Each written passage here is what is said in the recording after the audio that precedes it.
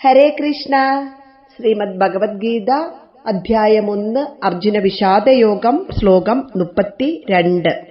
ന കാംക്ഷേ വിജയം കൃഷ്ണ ന ച രാജ്യം സുഖാനി ച കിം നോ രാജ്യേന ഗോവിന്ദ കിം ഭോഗൈർജീവിതേന വാ. ന കാംക്ഷേ വിജയം കൃഷ്ണ ന ച രാജ്യം സുഖാനി ച കിം നോ രാജ്യേന ഗോവിന്ദ കിം ഭോഗൈർ ജീവിതേന വാ. ഹേ കൃഷ്ണ, കൃഷ്ണ എന്ന് ഭഗവാനെ വിളിക്കുകയാണ്.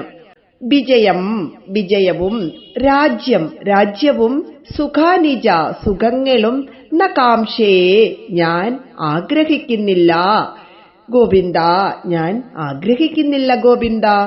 നഹ, നമുക്ക്, രാജ്യേന കിം, രാജ്യം കൊണ്ട് എന്തു പ്രയോജനം, ഭോഗൈഹി, ഭോഗങ്ങൾ കൊണ്ടോ, ജീവിതേനവാ, ജീവിതം കൊണ്ടോ, കിം, എന്ത് പ്രയോജനമാണുള്ളത്. ഹേ കൃഷ്ണ, ഞാൻ വിജയമൊന്നും ആഗ്രഹിക്കുന്നില്ല, രാജ്യവും സുഖങ്ങളും ഞാൻ മോഹിക്കുന്നില്ല. ഹേ ഗോവിന്ദ, ഞങ്ങൾക്ക് രാജ്യം കൊണ്ട് എന്തു പ്രയോജനം, സുഖഭോഗങ്ങളെ കൊണ്ടോ ജീവിതം കൊണ്ടോ എന്ത് കാര്യം. അർജുനന്റെ വിഷയവിരക്തി ഭഗവാൻ അറിയാം. ബന്ധുക്കൾ ആരുമില്ലാതായാൽ ഭൗതിക സുഖങ്ങൾ എങ്ങനെ ആസ്വാദ്യമാകും? ലോകക്ഷേമകരങ്ങളായ ശുഭവാസനകളുള്ളവർ ദേവവർഗത്തിലും സ്വാർത്ഥതയിൽ അധിഷ്ഠിതമായ അശുഭവാസനയുള്ളവർ അസുരവർഗത്തിലും പെടുന്നു.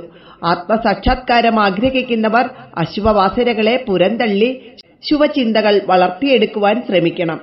തനിക്കും തന്നോടൊപ്പം നിൽക്കുന്നവർക്കും രാജാധികാരവും സുഖസാമഗ്രികളും എക്കാലവും ഉണ്ടായിരിക്കണമെന്നും അതൊക്കെ നിലനിർത്തുന്ന കാര്യത്തിൽ മറ്റുള്ളവർക്കുണ്ടാകുന്ന പ്രയാസങ്ങളും ദുരിതങ്ങളും തനിക്ക് പ്രശ്നമല്ലെന്നും വിശ്വസിക്കുന്ന ദുര്യോധനൻ ആസുരീ സമ്പന്നനാണ്.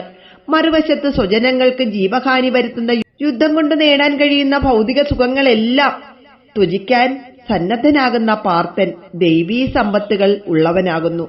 ഈ യുദ്ധം കൊണ്ട് സ്വജനങ്ങളുടെയോ തന്റെയോ പ്രശ്നങ്ങൾ മാത്രമല്ല തീരുമാനിക്കപ്പെടേണ്ടതെന്നും ലോകക്ഷേമത്തിന്റെ പരിണതിക്ക് തന്നെയും ഈ യുദ്ധം നിർണായകമാണെന്നുമുള്ള കാര്യം അർജുനൻ വിസ്മരിച്ചിരിക്കുന്നു. ഹരേ കൃഷ്ണ.